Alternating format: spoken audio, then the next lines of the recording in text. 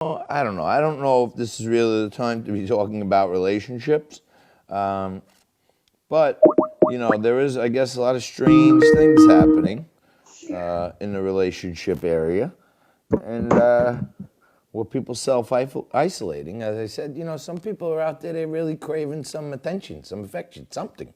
And one of the guys who's world class on this, world class speaker, and certainly on the subject of relationships, business, and marketing, Adam Lyons joins us right now. Hey, Adam, how you doing, man? Hey, I'm doing good. Thank you so much for having me. My pleasure. Thanks for joining us.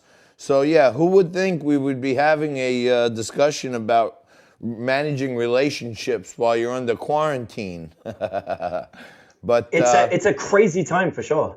yeah, so how are guys or girls getting what the human body naturally needs? Attention, affection, love. How are they getting that right now? You can't, it seems. Let's be real here. There's what people should be doing and what they're actually doing. We've seen a huge increase in people using online dating apps, and we know from the hundreds of thousands of students that we have that actually more than ever people are open to very fast meetups because they're craving that natural human connection that they're so used to be able to get from friends and family and coworkers, and instead they're taking some pretty big risks with these online apps. Well, what are the risks with these apps? So obviously, we've got the coronavirus, and people are quarantining themselves because of this lack of communication and human connection. What's happening is people are taking risks. In many ways, you can almost think of corona like an alternate form of like a proximity transmitted disease. And people are discussing rapidly, oh yeah, I've been in quarantine for 14 days, I've not gone anywhere. And then they are going to meet somebody who they've only been talking to for 24 hours because they want to connect with somebody as quick as possible. So you don't know is this a time? I know some of these dating apps that I've heard of have like little certifications things, like where you last got your sexually transmitted diseases. Is there going to be a new thing on there like Corona recovered or something? They actually have it already. They have a thing which is you agree to meet up at home, and you can like thumbs up it. And if both people thumbs up, then they meet up. One of the things that we're coaching our students through is doing outside dating in places where you can go on hikes. We're getting people to do like a 6 foot date where it's almost like courtship, but it's a great way to actually see the other person before you commit to going to their house to look for signs or symptoms that they may or may not be sick. And then, of course, there's this great tension that's built up on that first date where that added step at least makes you feel a little bit more secure about then going and spending the night with somebody. Yeah, but I mean, what are the realistic expectations of going to a 6 feet away date for people who've been locked in the house for a month? You would expect that if there's any order to the universe, the hormones are going to kick in and the distance is going to collapse pretty quickly. That's exactly what happens. But at least you can visibly see the person. Whereas by the time you get to somebody's house, that might be too late, if they are sick. So this added step, like you said, it doesn't have to be a long period of time, but it gives you a public place to meet somebody with a way out in case they, are lying about the state of their health. Well, yeah, not only the state of their health. I mean, it might be good just as a starter pack for most dating apps that the girl who actually shows up resembles the photo that she was using on her dating Right, app. exactly. So yeah, it's just a good added step. And we find in general with dating, like there's nothing wrong with moving, somewhat fast, but at least have a sequence of steps in place so that, you can get out if, this isn't what you really want. One of my buddies who seems to know how to mine these sites very well sent me a side-by-side one time and said, this is the girl I was supposed to meeting with her profile picture, and then snapped a picture of her when she showed up. And he said her grandmother showed up. The girl was like 15 years older than her picture. Yeah, it does happen, unfortunately. And that's, one of the things we're seeing right now, which is really fascinating, is a lot of people that have never used online dating apps are now using them as a way of meeting people because you can't meet someone in a bar and they have no idea how they work. So they're not fully finishing out their bio. They're not actually very good at text communication. And so there's a real power shift between the people that used to rely purely on physical looks or meeting somebody in public who are now not doing as well in the dating apps. Whereas the experts who've been using dating apps for years are seeing a dramatic increase. I mean, I'm not kidding. Like some of our students are reporting 20 times the results that they usually get. So that, they'd go from 2 results a week to 40. That's it's pretty huge. You said from 2 to 40? Yeah, it's a dramatic increase in the amount of people that are using these apps right now as a way of meeting because they're doing that instead of going to the bar. People are lonely.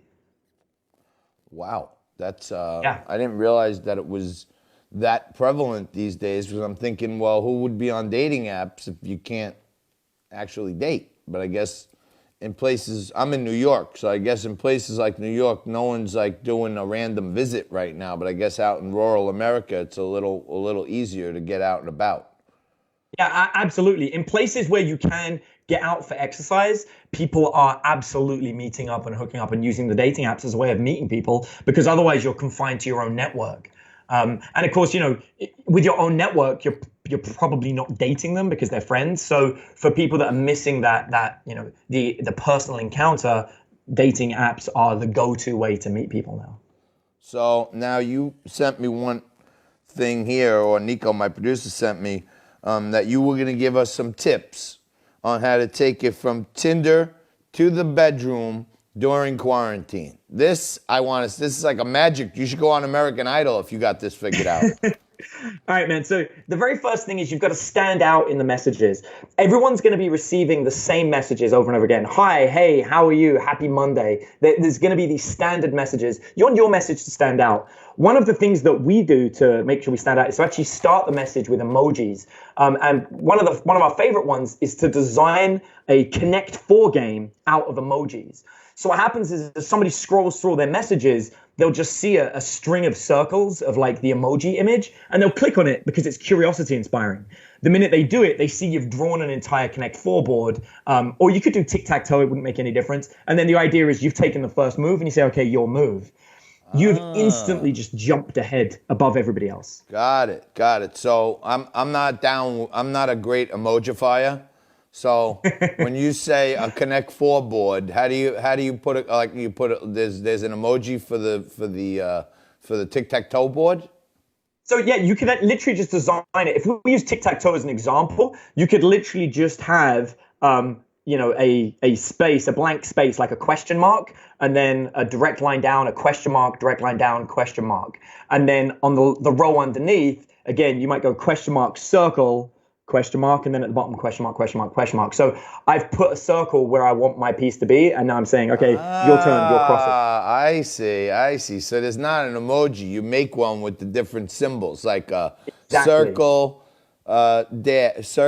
line, dash, question mark, line, and then da da da da da, and then something. All right. And no one's seen this before. And so you're designing a game. It makes you look smart. It makes you look clever. You're standing out. We're now playing a game straight away. I've got a deeper connection than anybody else right off the bat. And that's going to generate interest. It shows you're someone that knows how to be entertaining and fun. And at a time like this during quarantine, when everyone's, basically bored out their brain, you are standing out from the crowd. And that's going to be that great first step. And then what we need to do is get them out the app. Because while they're in the app, they're still talking to other people. So our next step is going to be to move to a text message interaction. And one of the easiest ways to do that is to, again, another form of a game or an entertainment thing. And I'll say to somebody, hey, I just took a really cool picture. I want to send it to you, but I can't send it to you in the app. Here's my phone number. Text me if you want the picture. And so now all the pressure's on them to text you, and you can just duck out the app. You don't need to go in the app anymore. And if you've had a good enough interaction, they're going to text you to want to see what the picture is. And then you can play silly games like that. Like there's a lot of social media games right now where they're doing I Spy. So they'll take a picture, it'll be I Spy my little eye, something beginning with P or whatever in the picture. But there are other things. I like to take pictures of obscure things and have somebody guess what the image is of. Or sometimes even just take a picture of my cat and be like, hey, my cat did a funny face this morning, check this. But the whole goal is to get them out of the app into text messaging. And once we do that, I'm now not competing with anybody else in the dating apps. And now I can start forming some kind of real connection. Okay, so now we use the tic-tac-toe board and the emoji strategy to get their attention in the chat. Then once you have got some kind of response to that, you use some other form of mind manipulation to say, I have something cool I really want to send you. Here's my number. So you take the first step and open the door and say, if you want, text me and I'll send you the photo.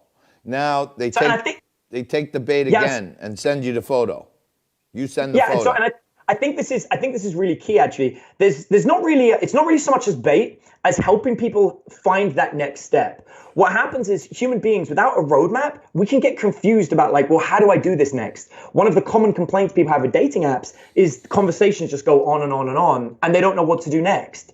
And it's about having like a clear pathway that doesn't just jump from dating app to the bedroom, but actually like, I know where I'm going next. I'm going to go from a dating app to a text message conversation, to a phone call, to a FaceTime call where I see the person, to a date in person where I get to visibly see that they're a real person and I like who I see, then to my house, then to the bedroom. Right. By adding these like waypoints, they're not so much tricks as key safety points to make sure that you're progressing in a sequence that if you don't like somebody or you're not getting on, you can get out. And I think that's one of the most important things to remember here. Got it. And a lot of this, Cool. you know, a lot of this takes into account that you have a willing participant on the other side, that you have somehow gained their interest as well. Exactly. But I think the trick is getting them to go from phone to FaceTime.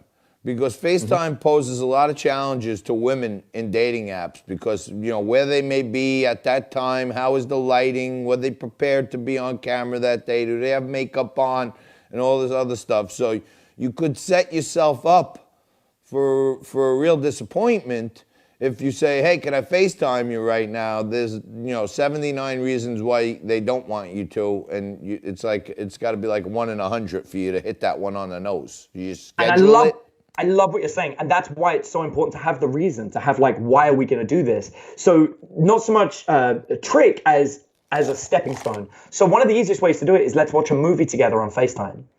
And so it's like a movie date that you schedule where you'll both watch a film, you'll press play at the same time, but you'll be watching it and looking at each other on FaceTime. And so that way you can see reactions, you can be texting each other, like funny moments, and you're going on a movie date with somebody. And this is a really nice first step into a replacement for going to the movies together.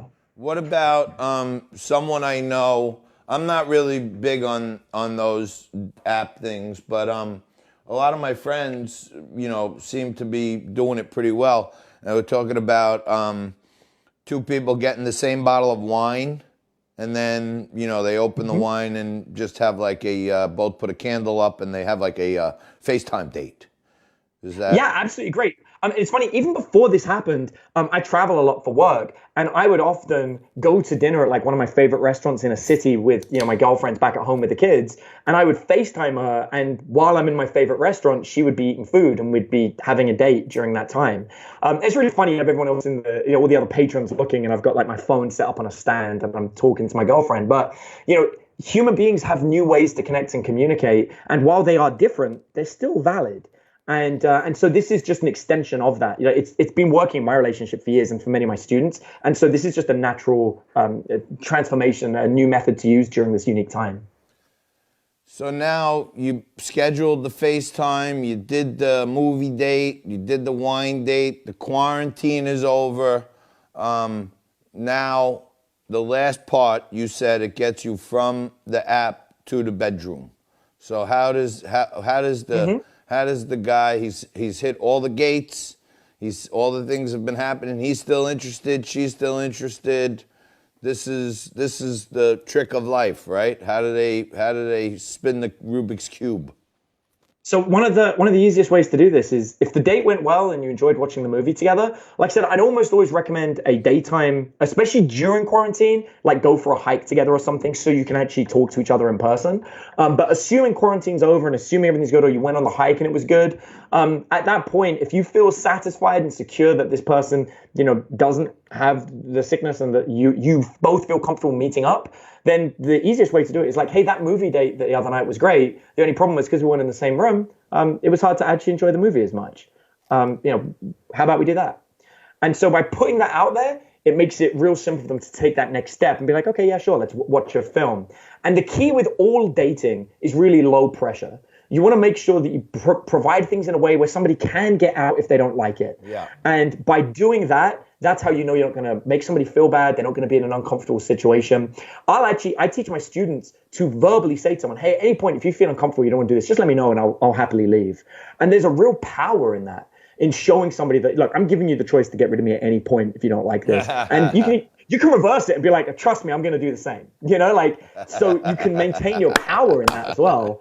And it's really nice to prove that you're confident enough to walk away, or to be told to walk away if they don't like you. You know what the problem is? They never like me. That's, you know what I mean? That's the whole thing.